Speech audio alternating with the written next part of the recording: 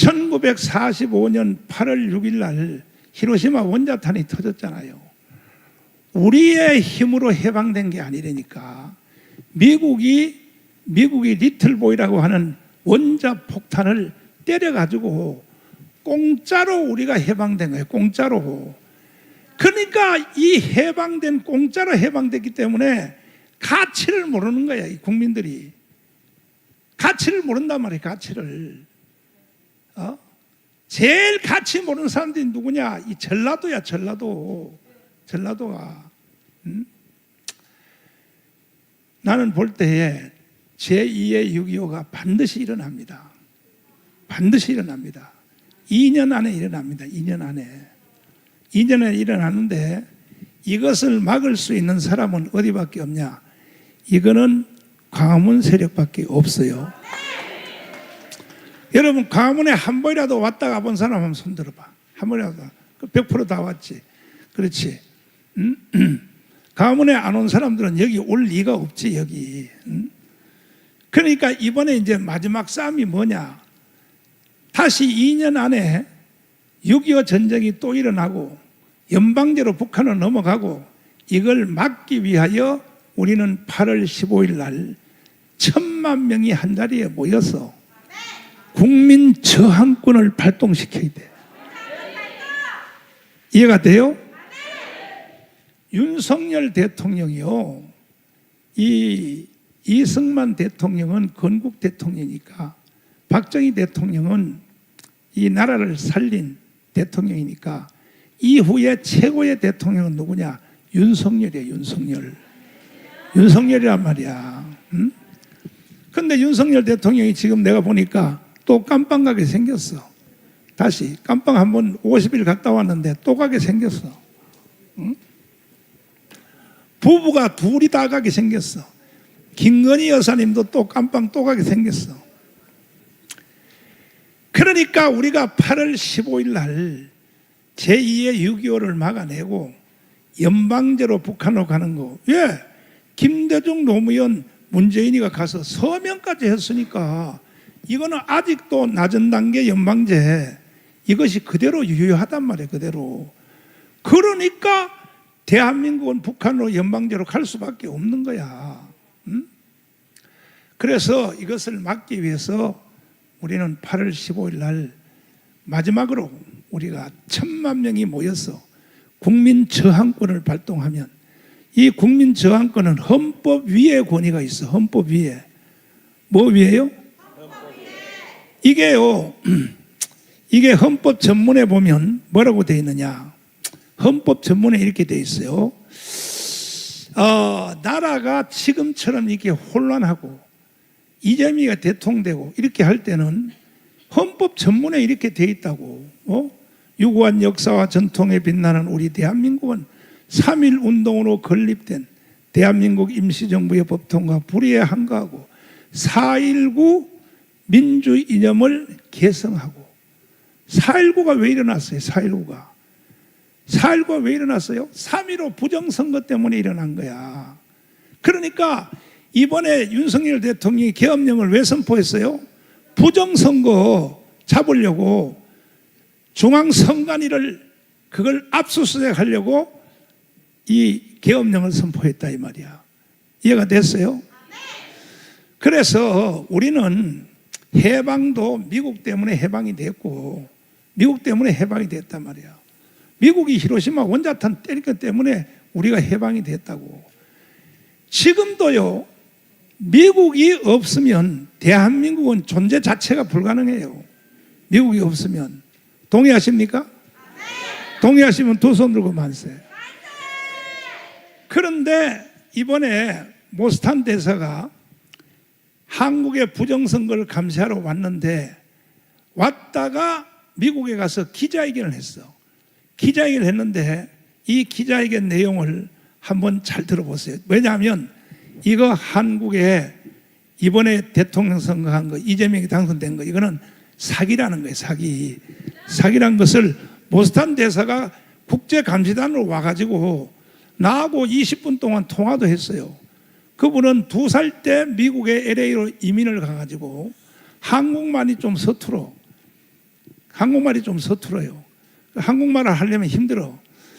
그래서 내가 20분 동안 통화도 했는데 이분이 미국 가가지고 트럼프 대통령한테 보고 다 했어.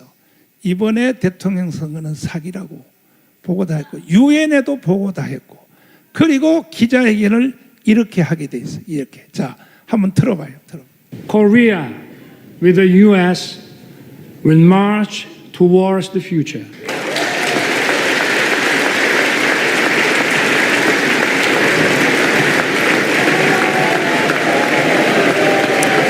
그만 시다. 이것은 윤석열 대통령이 상원의원에 가서 연설할 때 전부 다 일어나서 기립박수를 치잖아요. 윤석열 대통령이 영어를 잘해요. 영어를. 그래서 이재명은 영어 할 줄 알아 몰라? 한마디도 몰라. 한마디도. 그래가지고 캐나다에 거기에 뭐 G7 회의에 가가지고도 말도 못 알아듣고요. 다 거기는 영어로 하는 거니까. 그런데 이제 모스탄 대사가 이렇게 지금 그 연설을 하기 시작했어요. 이어서 들어봤어요. 윤석열 대통령이 한미 동맹을 한층 더 강화한 핵심 내용을 전해드립니다. So, in Article 3 of the Mutual Defense Treaty between South Korea and the United States, it now includes cyber attacks and attacks from space. 한미 상호 방위 조약 제3조에는 이제 사이버 공격과 우주에서의 공격이 포함됩니다. And the cyber attack provision is especially important in this election context because any interference that may have happened can be considered a cyber attack, whether from the Chinese Communist Party or from North Korea.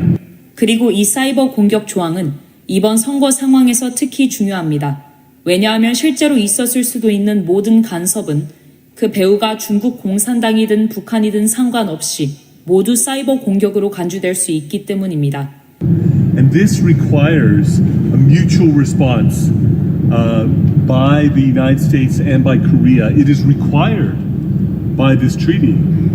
And this is something that I would like to remind people in Congress tomorrow that there is this treaty provision in Article 3 that holds this. 그리고 이에 대해서는 미국과 한국이 상호 대응을 해야 합니다. 이 조약에 그렇게 명시되어 있습니다. 그리고 저는 내일 제3조에 이러한 조항이 있다는 사실을 미국 의회 관계자들에게 반드시 상기시키고 싶습니다. And therefore, a cyber attack related to the election, whether it's the SK hack or whether it's electronic manipulation of votes, they all come under this umbrella of a cyber attack. 따라서 선거와 관련된 사이버 공격, 예를 들면 SK 해킹이든 전자적 방식의 투표 조작이든 모두 이 사이버 공격 범주에 포함됩니다. And this is very significant because this is treaty law. Let me remind people that under the US Constitution, the highest law in the United States is the Constitution together with federal statutes and treaties. They are the supreme law of the land in the United States. 이것은 매우 중요합니다. 왜냐하면 이것은 조약법이기 때문입니다. 미국 헌법하에서 미국의 최고법은 헌법, 연방법, 그리고 조약으로 이루어져 있습니다. 이들은 모두 미국에서 최고법의 지위를 가집니다. And so the United States must follow this to keep its treaty legal obligation. And so this is, I think, very important. 따라서 미국은 이 조약상의 법적 의무를 준수해야 합니다. 그래서 저는 이것이 매우 중요하다고 생각합니다. There are a lot of things that the U.S. is capable of doing. And so if the U.S.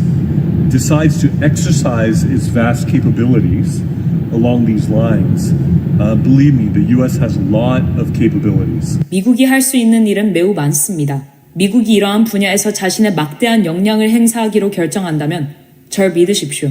미국은 정말 많은 능력을 가지고 있습니다. And so if the president and if the top people in the departments, the cabinet members and people like that realize what is happening and realize that there's a legal obligation to act, to respond to this, this could be highly, highly significant. 따라서 대통령이나 정부의 고위 인사들, 각 부처 장관들과 같은 사람들이 현재 상황을 제대로 인식하고 이에 대응해야 한다는 법적 의무가 있다는 점을 인식하게 된다면 이것은 매우, 매우 중대한 사안이 될 수 있습니다. 자, 이걸 내가 해설해 줄 테니까 잘 들어보세요. 이 한미 동맹을 만든 사람은 이승만 대통령이야. 이승만 대통령이 만든 거 몰라요? 한미 동맹을 만들어 놨는데, 그런데 이 안에 이승만은 천재야, 천재. 이거는 한미 동맹은 상호 방위 조약이다. 상호 방위 조약. 그러니까 북한이 한국을 침략하면 바로 우리가 반격해서 평양까지 통일을 하겠다. 이게 한미 방위 조약이란 말이야. 방위 조약인데 모스탄 대사가 여기 하는 말이 뭐라고 했냐? 이 한미 방위 조약 안에는 뭐가 있느냐? 사이버 테러, 이번에 부정선거, 이번에 이재명이가 당선된 것도 부정선거로 됐다 이거야. 이게 지금 이렇게 말하고 있는 거야.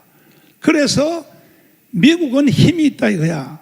반드시 이 부정선거를 한국에 다시 재조사하러 와서 이재명을 아웃시키겠다 이 말이야.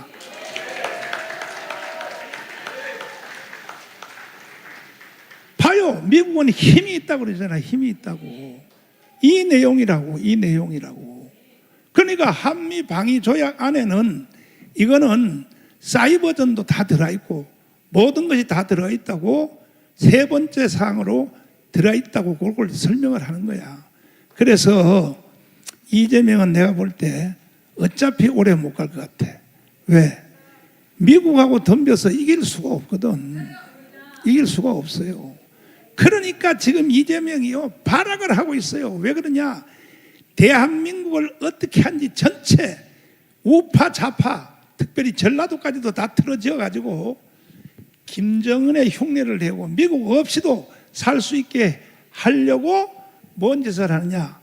전 국민에게 25만 원씩 돈을 다 주겠다.